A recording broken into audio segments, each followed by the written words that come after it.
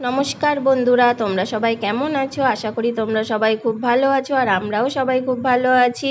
আবার একটা নতুন ভিডিও নিয়ে তোমাদের সঙ্গে চলে এসেছি আমি মৌ। আর নতুন ভিডিওতে তোমাদের সবাইকে স্বাগত। আর আজকে তোমরা প্রথমে ছবিটা দেখে নিশ্চয়ই বুঝতে পেরেছো যে আজকে কিসের ভিডিও হবে। হ্যাঁ, আজকে আমাদের কেকের ভিডিও হবে, ডার্ক ফরেস্ট কেক আর উইথ চেরি। আর এই কেকটাই তোমরা, আমি বুড়ির যে বার্থডের ভিডিও করেছিলাম সেখানে তোমরা এই কেকের ছবিটাই দেখতে পেয়েছিলে, আর সেই বাড়িতে বানানো হোমমেড কেকটাই তোমাদের দেখাবো। সেই জন্য দেখো, যে বাটিটাতে আমরা কেকটা বেক করব সেটাতে হালকা তেল দিয়ে ময়দা দিয়ে কোটেড করে নেওয়া হয়েছে। আর এই যে দেখো, আমাদের আজকে ব্ল্যাক ফরেস্টের কিন্তু মানে কেকটা যে তৈরি হবে সেটা প্রিমিক্স থেকে তৈরি হবে। তো এই যে একটা বাউল নেওয়া হয়ে গেছে, আর বাউলে হচ্ছে দুটো ডিম ফাটিয়ে দেওয়া হচ্ছে। আর এটা আমরা অনলাইন থেকেই প্রিমিক্সটা অর্ডার করা হয়েছে, ঠিক আছে। আর এই যে দুটো ডিমের সঙ্গে আমরা কিছুটা ভেজ তেল বা যে কোনো রিফাইন্ড অয়েল তোমরা দিয়ে দিতে পারো, দিয়ে একটা হ্যান্ড মিক্সচার দিয়ে আমরা একটু মিক্সড করে নেব কিছুক্ষণ। আর এরপরে দিয়ে দেবো একটু ভ্যানিলা এসেন্স, যেটা কিনা ডিমের গন্ধটা আর পাওয়া যাবে না এটা দিলে, ভ্যানিলা এসেন্স। আর তারপরে এই যে আমরা প্রিমিক্সড যে পাউডার যেটা, সেইটাকে আমরা একটা ছাঁকনির সাহায্যে ছেঁকে ওই ডিমের মিক্সের মধ্যে আমরা দিয়ে দেবো। আর সেটাই ছাঁকা চলছে আমাদের। দেখো, তেমন কিছু নেই, তো পুরোটাই দিয়ে দেওয়া হলো। দিয়ে এবার হ্যান্ড মিক্সচারের মাধ্যমে আমরা এই যে ঘেটে ঘেটে ওটাকে গুলে দিচ্ছি। আর সামান্য দুধ দেওয়া হচ্ছে।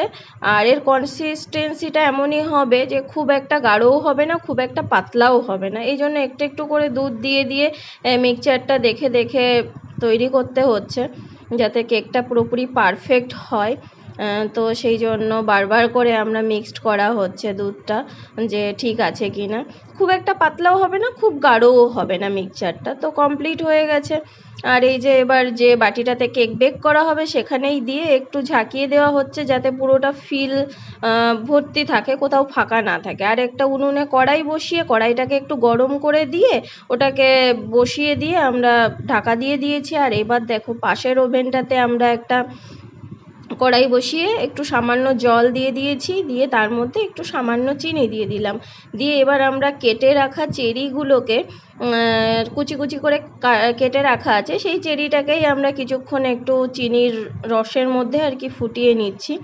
নিয়ে এর থেকে সিরাপটা আমরা তৈরি করব। নর্মালি কেকে চিনির সিরাপই দেওয়া হয়, কিন্তু এটা যেহেতু চেরি কেক হবে, তো সেই জন্য চেরির ফ্লেভারটা, চেরি কেক নয় অ্যাকচুয়ালি, ব্ল্যাক ফরেস্টের সঙ্গে আবার চেরিও থাকবে, তো সেই জন্য চেরির ফ্লেভারের জন্য চেরির সিরাপটাই দেওয়া হবে।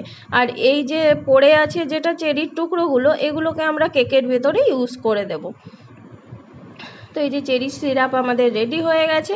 আর এইদিকে 45 মিনিটের মতো কুক হয়েছে কেকটা। হওয়ার পরে এই যে ছুরিতে দেখো কিছুই লেগে নেই, তো সেই জন্য কেকটা অলমোস্ট রেডি, ঠান্ডা হওয়ার জন্য দেওয়া হয়েছে। আর এই যে একটা বরফের বাটিতে আমরা আর একটা বাউল নিয়ে নিয়েছি, নিয়ে তার ভেতরে এই যে আমরা 1 কাপ ভর্তি করে একটা পাউডার দিয়ে দিলাম, এটা হলো, আর 1 কাপ দুধ দিয়ে দিলাম।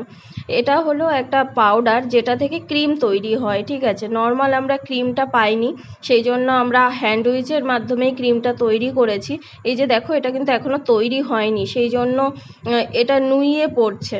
এরকম সোজা সোজা হলে তখন পুরোপুরি রেডি। এই যে দেখো, সোজা সোজা হচ্ছে, তো সেই জন্য এখন ক্রিমটা আমাদের পুরোপুরি রেডি। আর এটা তৈরি করার সময় আমরা মাঝে মধ্যেই ফ্রিজে রাখছিলাম, আর তারপরে আবার হ্যান্ড উইচের মাধ্যমে আমরা এটাকে মিক্সড করছিলাম। তো এইবার এই যে কেকটা ঠান্ডা হয়ে গেছে, সেটাকে আমরা 3টে লেয়ারে ভাগ করে নেব। একটা লেয়ার অলরেডি কাটা হয়ে গেছে, আর এই যে সুতোর মাধ্যমে এই যে আমরা আরও একটা লেয়ার কাটবো। টোটাল 3টে লেয়ার হবে কেকটাতে। তো এই যে 3টে লেয়ার আমাদের রেডি হয়ে গেছে। তো এই যে আরেকটা পাত্রে তুলে রাখা হলো, আর এটা সর্বশেষ লেয়ারটা। আর এবার কিন্তু এই চেরির যে সিরাপটা আমরা বানিয়েছিলাম, সেই সিরাপটাই এখানে দিয়ে দেওয়া হচ্ছে। নর্মালি কেকে চিনির সিরাপ ইউজ হয়, কিন্তু এতে চেরি ফ্লেভারের জন্য আমরা চেরি সিরাপ ইউজ করছি। তো এবার আমরা যে ক্রিমটা তৈরি করেছি হাতে, তো সেই ক্রিমটাই এবার দেওয়া হচ্ছে। আর এই যে সেই ব্যাগটা যার ভেতরে ক্রিমটা থাকে, আর ভেতরে হ্যাঁ একটা নজেলও লাগানো হয়েছে, আমাদের রাউন্ড শেপের নজেল লাগিয়ে নিয়েছি আমরা।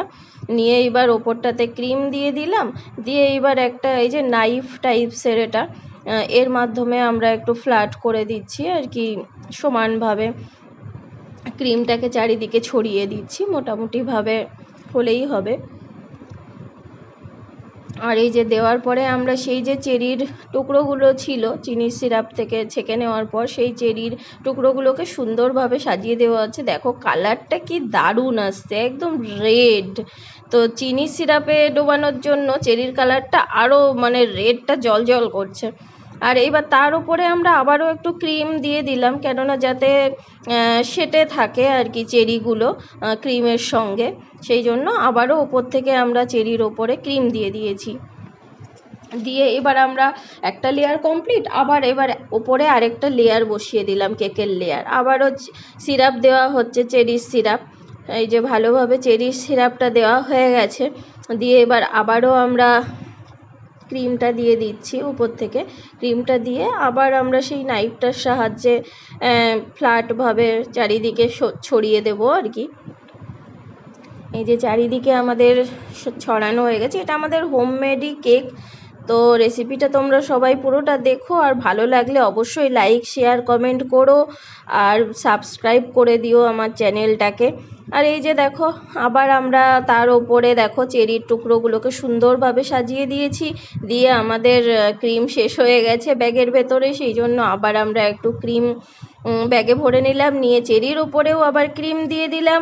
দিয়ে আবারও আমরা এবার ফ্ল্যাটভাবে আবার চারিদিকে ছড়িয়ে দেব আর কি ক্রিমটা, যাতে চেরিগুলো ছড়িয়ে ছটিয়ে না থাকতে পারে, যাতে একসঙ্গে তার সঙ্গে লেগে থাকে কেকের সঙ্গে, সেই জন্য আবার ক্রিমটা দেওয়া হলো। আর এইটা কিন্তু করতে করতে আমরা বারবার ফ্রিজে রাখছিলাম, কেননা এখন প্রচণ্ড গরম, আর সেই গরমের কারণেই কিন্তু বারবার ক্রিমটা গলে যাচ্ছিল, তাই ফ্রিজে মাঝে মধ্যেই রাখতে হচ্ছিল 5-10 মিনিটের জন্য। আর এই যে আবারও আমরা ওপরে আর একটাই লেয়ার ছিল, সেটাও দিয়ে তার উপরে চেরি সিরাপ দিয়ে দিলাম। দিয়ে এবার দেখো ওপরে আমরা ক্রিম দিয়েছি, প্লাস সাইডগুলোও তো ক্রিমে ঢাকতে হবে, সেই জন্য সাইডেও আমরা ক্রিম দিচ্ছি। দিয়ে এবার সাইড আর ওপর দুটোই সমানভাবে চারিদিকে ক্রিমটাকে লেবেল করে দিতে হবে, সেই কাজটাই চলছে এখন চারিদিকে। যদিও আমরা তো অতটা ভালোভাবে হয়তো পারছি না, কিন্তু মোটামুটিভাবে আমরা হোমমেড কেক তৈরি করতে পেরেছি। আর কেকটা খেতেও কিন্তু খুব টেস্টি হয়েছিল। তোমরা ছবিটা দেখে বুঝতেই পেরেছো নিশ্চয়ই যে কতটা সুন্দর লাগছিল। দেখে মনেই হচ্ছিল না যে এটা বাড়িতে বানানো, দেখে মনে হচ্ছিল যে এটা মানে বাইরে থেকেই কিনে আনা, কেকের শপ থেকেই কিনে আনা। তো যাই হোক, চারিদিকটা এবার কেকটার চারিদিকে আমরা এই যে একটা এটা দিয়ে আর কি সাইডগুলোকে সমান করতে হয়, এটার নামটা আমার ঠিক জানা নেই। তো এগুলো সব অনলাইন থেকেই অর্ডার করে কেনানো। আর এবার দেখো চকলেট, ডার্ক চকলেট, আমুলের ডার্ক চকলেট নিয়ে সেটাকে আমরা প্রথমে ছোট ছোট ঝুড়ি ঝুড়ি করে কুচি কুচি করেছি, তারপরে একটা ছোলা, যে সবজি ছোলা হয়, তার মাধ্যমে বড় বড় করেও আমরা চুড়েছি, আর গ্রেটারের সাহায্যে খুব ছোট ছোটোভাবেও আমরা চুড়েছি।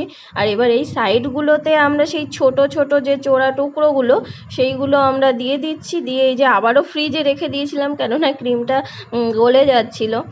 আর এইবার আমরা সাইড হয়ে গেলে এবার আমরা নজেলটা চেঞ্জ করেছি, আমরা নজেলটা চেঞ্জ করেই ফুলের মতো গোল গোল করে ফুল ফুল টাইপসের, এর নজেলটা আলাদা হয়, নজেল চেঞ্জ করে আমরা ফুল ফুল করে নিয়েছি।